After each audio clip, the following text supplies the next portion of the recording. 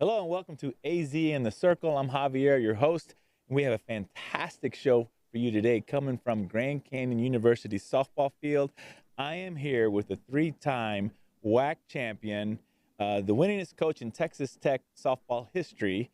He's overcome adversity and created success for his teams wherever he's gone. He's even won an NAIA national championship out in Texas.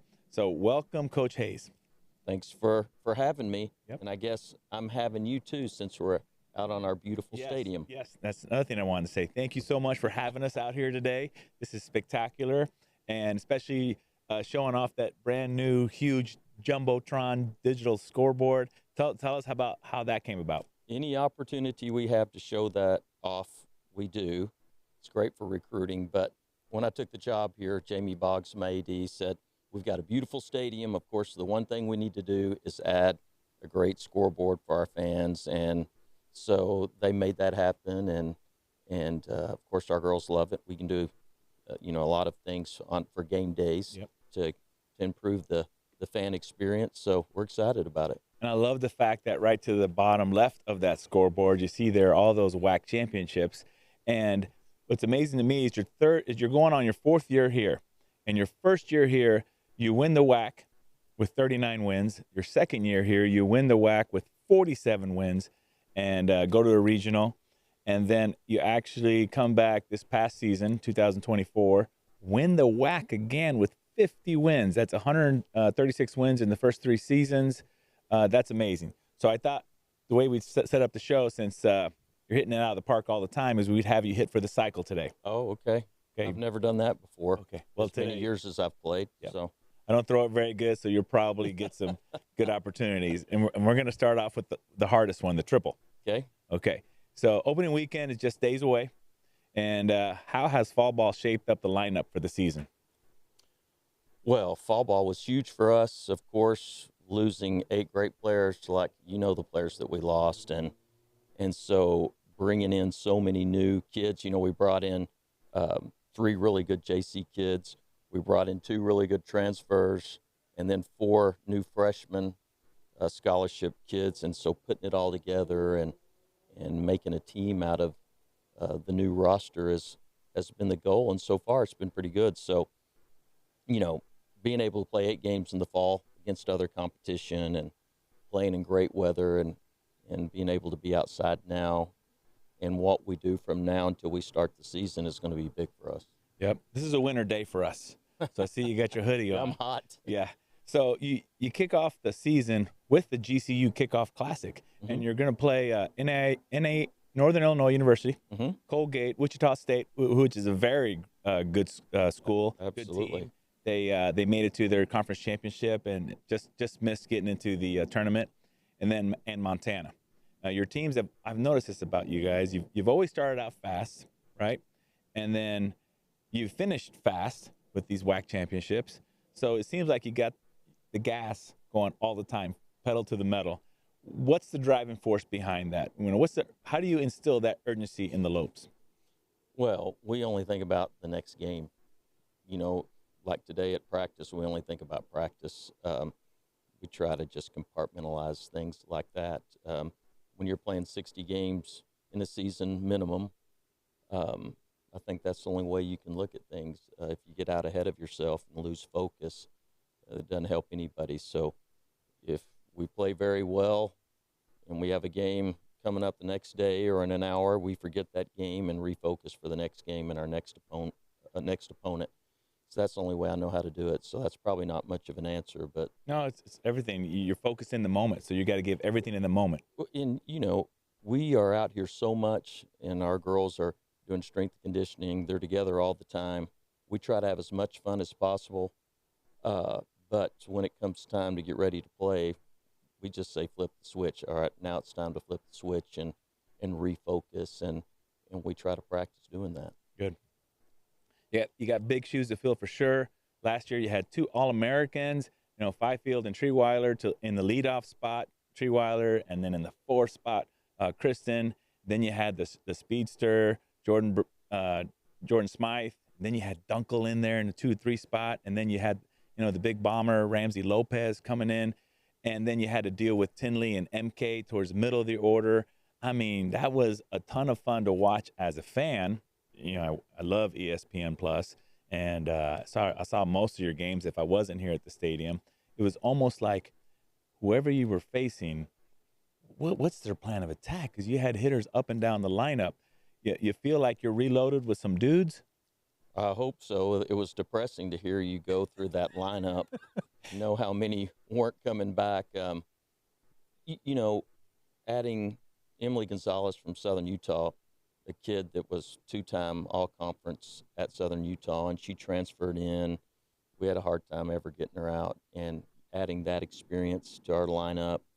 Um, we added Maggie Place, the pitcher from Oklahoma Baptist, a kid we tried to get out of high school.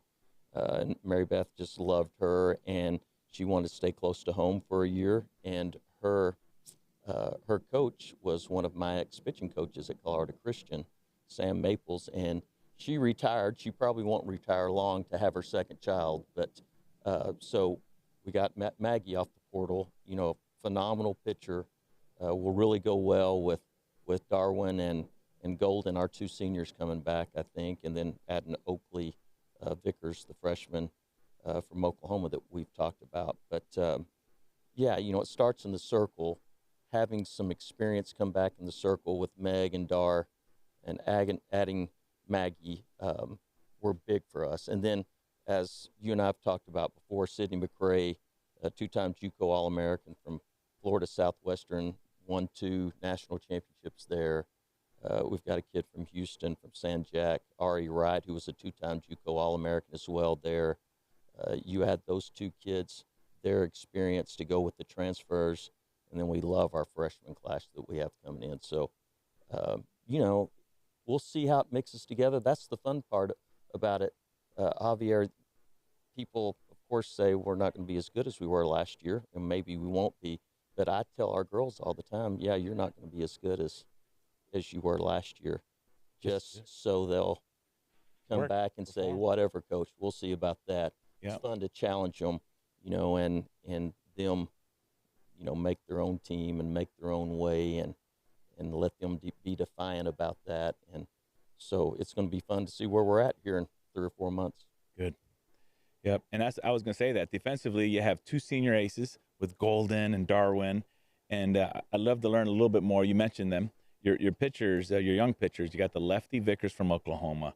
You got the sophomore from Oklahoma as well, Maggie Place, the righty. And you got a lefty and a righty from Oklahoma. And then you got your junior from Oklahoma as well, Taryn. And she has an interesting journey. I was looking at the roster, and she seemed like she was here and then somewhere else, and then she came back. She's a 6-foot-tall pitcher from Washington, and then 6-foot-tall pitcher from Washington, Lisa Liddell. Yeah. So how is that all coming together with Megan and Darwin as the leaders, and then the young staff? How is that gelled together for you? Well, actually, Batterton, Taryn, she's 6'3", and we've got a lot of 6 foot, 6'1", 6'3". I don't like hanging out with the pitchers; they make me feel small, short. Especially Hunter, my son, he doesn't like hanging out with them. So you have Coach Fikes? Well, Coach Frakes. Frakes, yeah. Coach Frakes, she hangs out with them. She hangs out with them. There's a lot of shade there. But no, really excited about, the ability that I think we'll have in the circle to show teams different looks. We did a good job last year pitching by committee.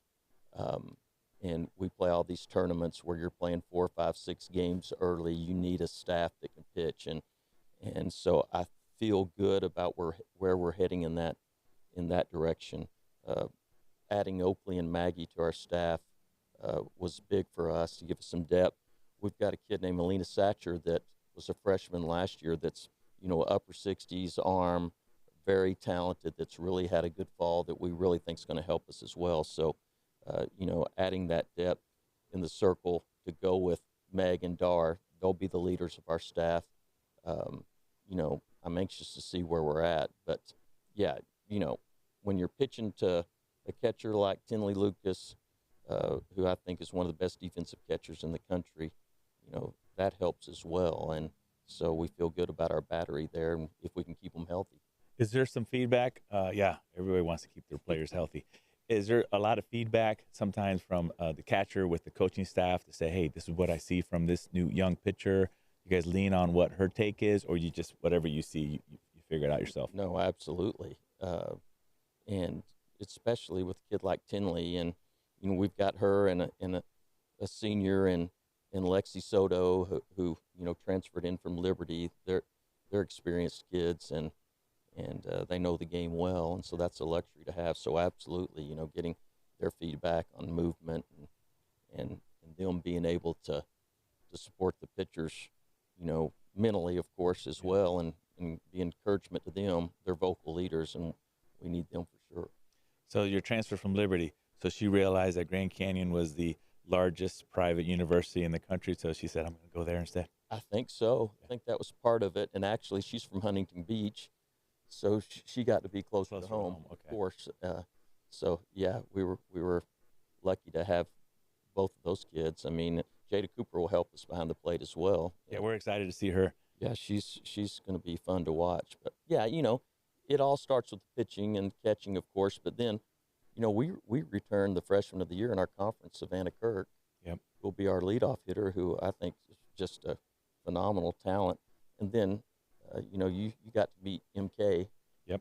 And if MK's been struggling with some injuries, but we really need her healthy. She's a big leader in our team and an integral part of our lineup. We've got those good lefty hitters. So, we think it's going to be a good year, but that's the fun, is seeing where we're going to be. Absolutely. Okay, so that makes up our triple. Good job. Yeah. Is that the hardest one? Long triple. Is that is that the long? Well, it is a long way. Now you're a righty, so would you get your triple going off the deep right opposite?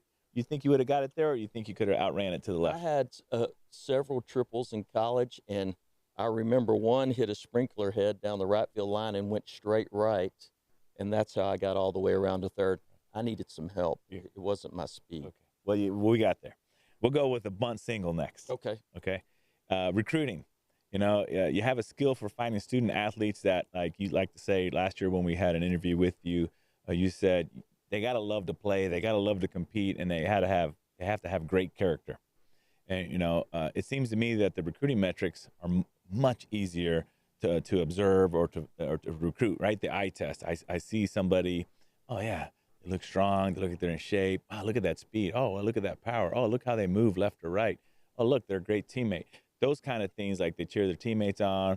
But my point is, let's say you have two stud ballers, right? And you got one spot open. I don't know if you're going to go with the 25-man max roster now or not. We will. You will. Okay, so let's say you're at the 24th spot and you got one more spot left, and you got two that pass the eye test, are great athletes. How do you determine, measure, evaluate, and make a choice between which one you're going to make that offer to? And let's say they both want to come to GCU. Oh, that's hard. We run into that a lot. All coaches do. And, having some instinct, I think is big.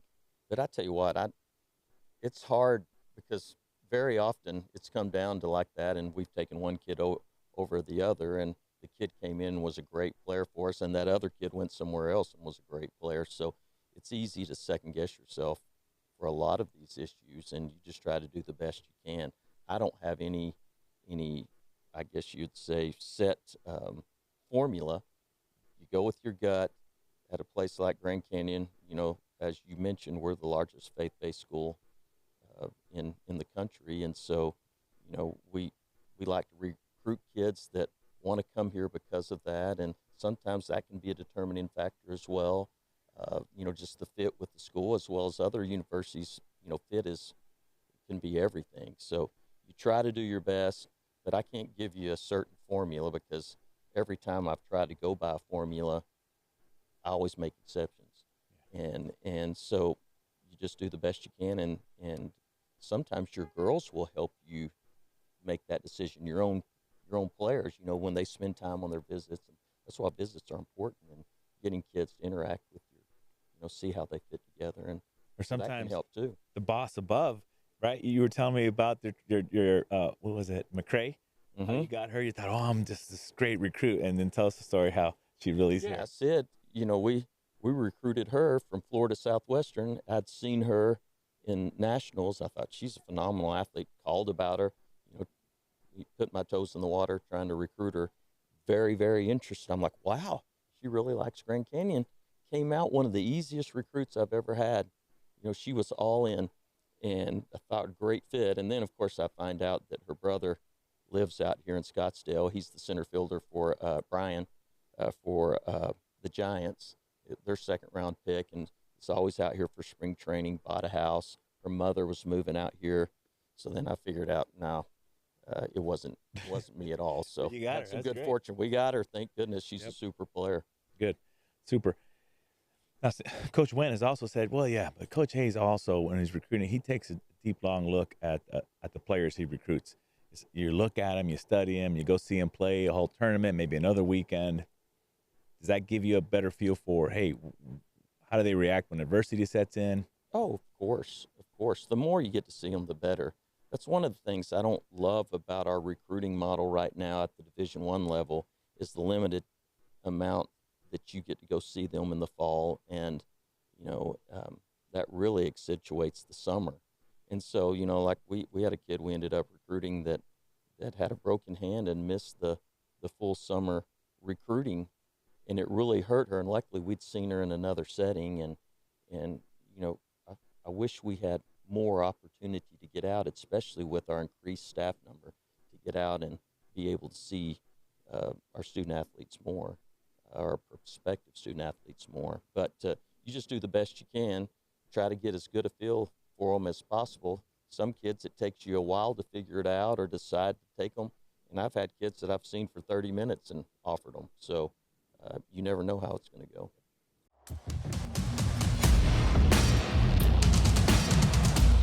At Polaris PT and Wellness, we believe that movement is medicine.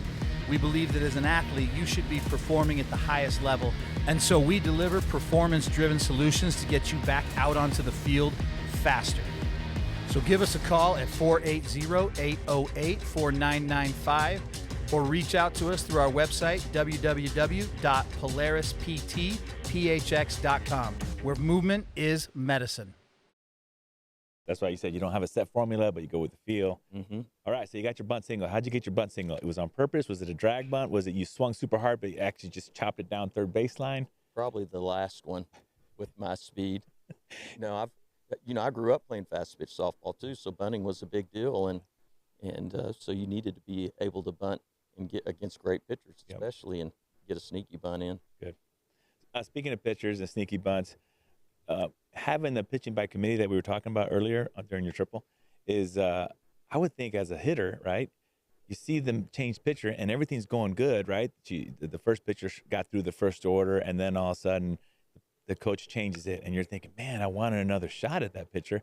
Now you got to start again. So that does seem to keep these teams off balance. If you have the depth to do that, I think it's a great strategy. Well, if you have the depth, if what you're bringing in is good, I think it always hurt my teams. I know I had a really good hitting team at Texas Tech one year, and that's when Nebraska was in the Big 12, and Rhonda had a good starter, but she would right when we'd start lining her up a little bit, she'd bring in another good one, and she'd throw those two pitchers. And I thought it was genius how she handled that. Yeah. And I always kind of remembered how that affected us and how she held down a good hitting team like that, and we tried to do the same type thing. That's good. Yeah, we're hoping Nebraska has a great year, and this ball out there stays healthy and delivers big on them. And I'm sure she's got it planned to bring in some other pitcher, but you might not need to bring another pitcher in with her.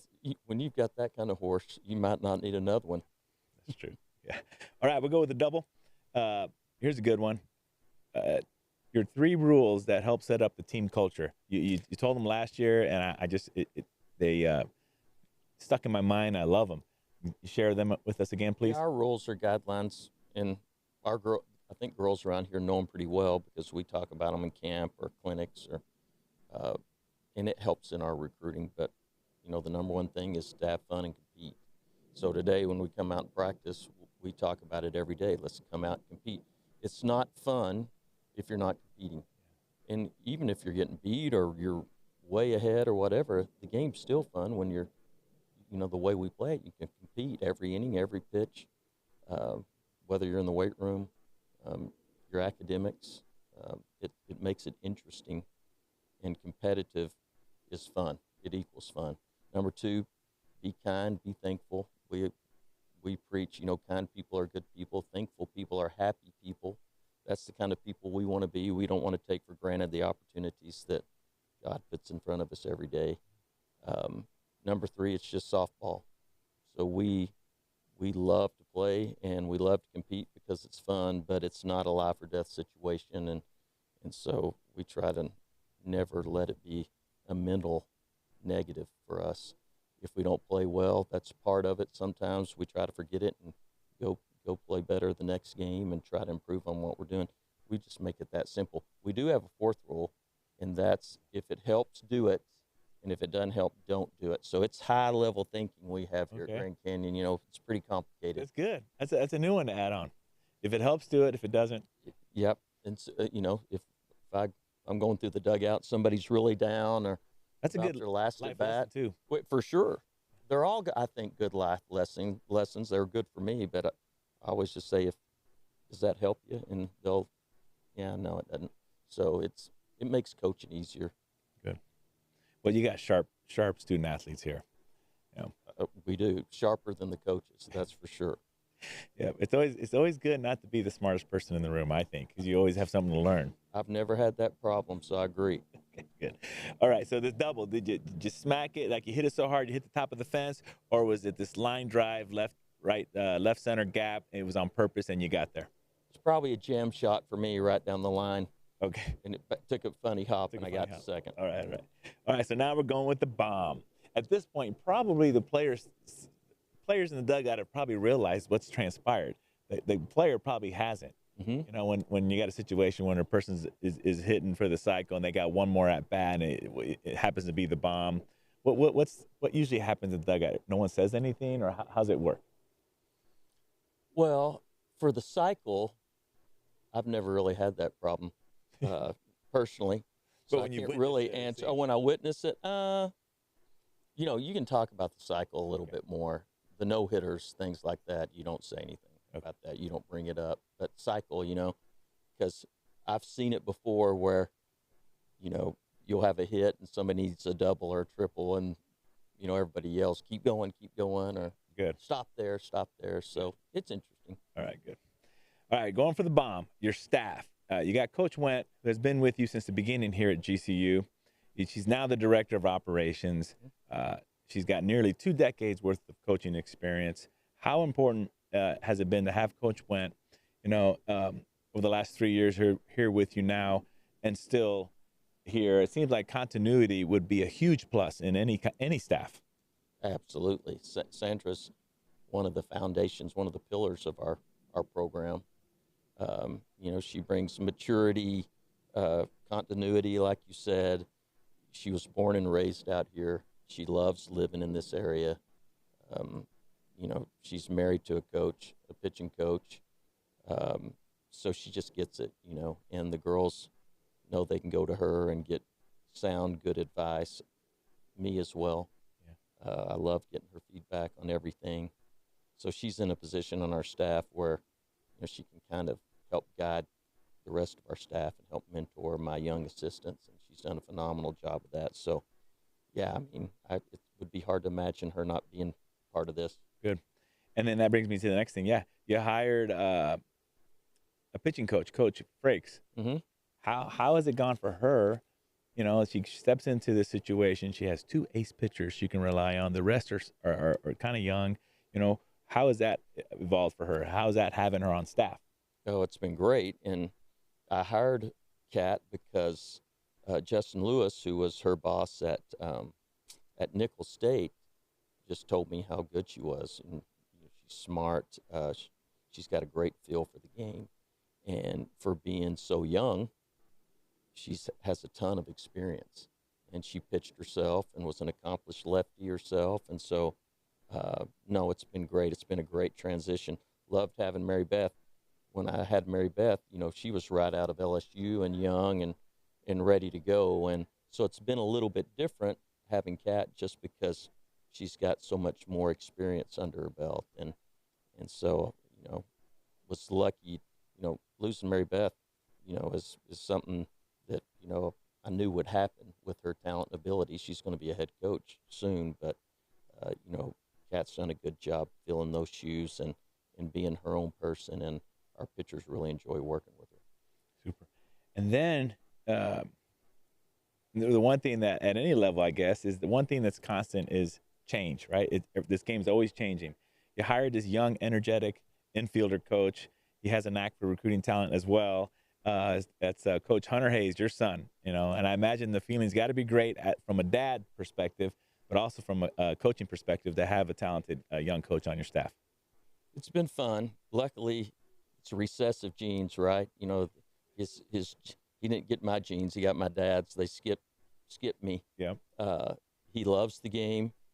He used to, I always thought he'd be a baseball coach, and that's what he started off doing. My old assistant at Oklahoma Christian, Shaylee, hired him when I left, got him to come over. She paid him a lot of money, got him to do that, and he just loved being on the fast pitch side of things. The game's faster. It's faster. He loved the recruiting.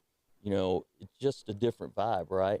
And so, him being a Division I baseball player, and he's grown up around fast pitch and his knowledge of the game, he just has a good sense for things, and especially seeing recruits and recruiting, and he's done a phenomenal job for us recruiting.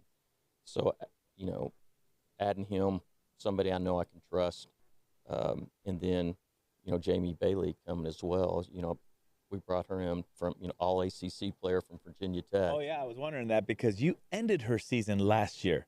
We did, and that was one of the great things about hiring her is we beat Virginia Tech twice. Like, we were lucky that they were great. I think they were ranked 6th and 15th at the time, and we just happened to play really well. They're obviously a great program, but that made it easier to hire her so we could hold that over her head. Yeah. But, and you beat her during the regular season. Yeah. And you ousted her on Sunday.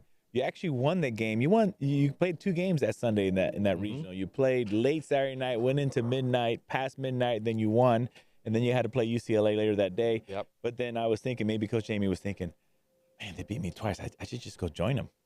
Yeah, I'm glad she did. Yeah. Because she's been super, and I'm good friends with her old boss, and she played for him, for Pete, and like I said, was an all-conference player in the ACC, so she's seen it from all levels, and Pete said, hey, you'll never regret hiring her. She can do it all, and she's been really good for us. So I couldn't be, when you lose the assistants that I had last year, that's tough to replace as well with, one of the losing 2 All-Americans. I think and Sid was an All-American, and so it's funny how my assistants on my other staff were really good friends with Hunter, and they all got along well, and so it's been cool to see how it's all fit together, as well as the new team that we've had. It's setting up to be an exciting year. That's great how Coach Pete at Virginia Tech says such good things about her. He seems like another guy. I don't know him, but you do. But from far away, it seems like, wow, that guy's super competitive. But man, does he like to have fun? He's always up to something fun. He's having fun with the team, but he gets after it. I hate to say this about him. He's a smart guy. He knows how to make things happen. Yeah. And he's a super recruiter, and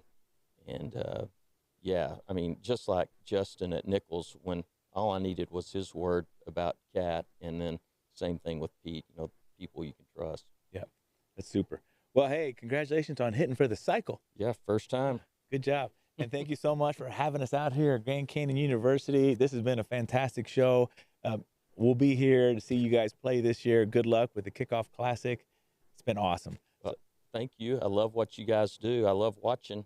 I love how you promote the sport here in Arizona. I hope we have a good team. I feel like we've got some great college softball here, especially as good as ASU and Arizona are this year. So it's going to be fun to watch. Oh, it's going to be great. I hope all 3 of you guys make it to the show. Me too. Yeah. So thank you for watching. Please subscribe and like us. Follow us on YouTube, on Twitter, on X. We just got, thanks to Boston College, their athlete there, hooked me up with TikTok. I didn't know how to do it, but Megan, you showed me. So hopefully you follow us there too. Javier with AZ in the Circle, thank you.